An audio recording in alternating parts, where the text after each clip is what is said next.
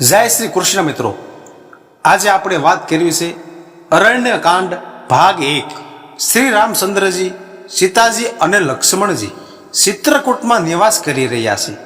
તેમના દર્શન કરવા અને તેમની સાથે જ્ઞાન ચર્ચા કરવા દૂર દૂરથી ઋષિ મુનિઓ તેમની પર્ણકુટીમાં આવે છે। જેમનું મન પ્રભુ ભાવથી ભીનું છે તેને રામજીના શરણમાં અને રામજીના દર્શનમાં સુખનો અનુભવ થાય છે।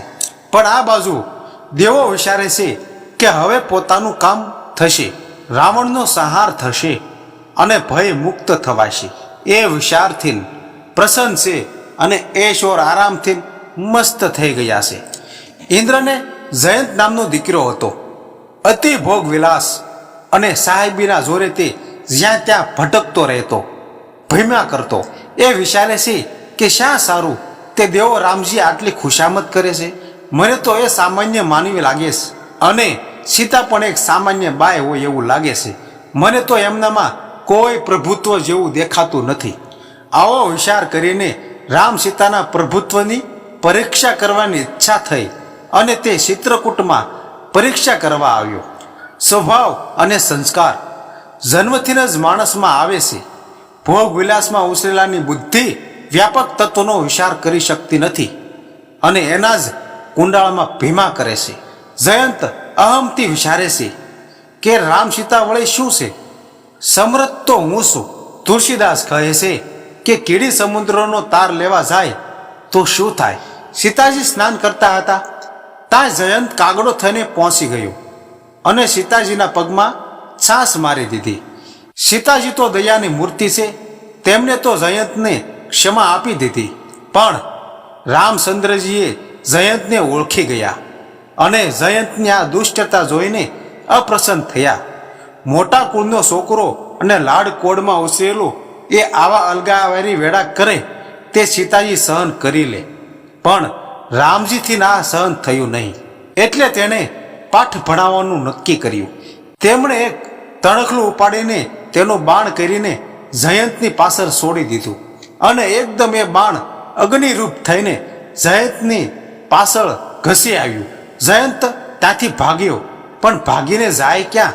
હવે જયંતે પોતાનું મૂળ સ્વરૂપ ધારણ કર્યું અને તે વિચારે છે કે મારો બાપ તો દેવોનો દેવ છે, એટલે મારું રક્ષણ કરશે જ ને। એમ સમજીને એ બસાવો તેની બૂમો પાડતો તે ઇન્દ્રની પાસે પહોંચી ગયો। તેમાં ખબર પડી ગઈ કે તેની પાછળ રામજીનું બાણ પડ્યું છે અને રામજીની બાણની મહત્વતા ઇન્દ્ર જાણતો હતો। બાપ હંમેશા લાડમાં ઉછરેલા પુત્રનો બસાવ કરતો હોય છે, પણ કજિયો પોતાને માથે આવી પડે ને તો બાપ પણ આઘો ખસી જાય છે।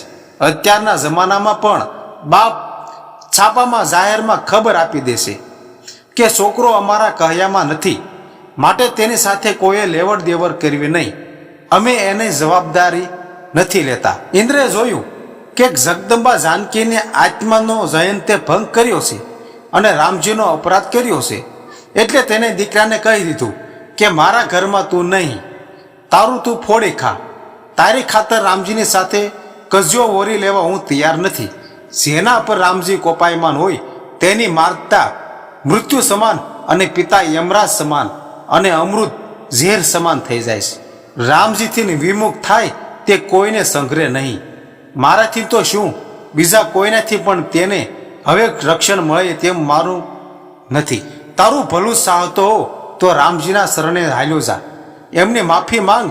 રામજી પરમ દયાળુ છે, તે દયા કરશે।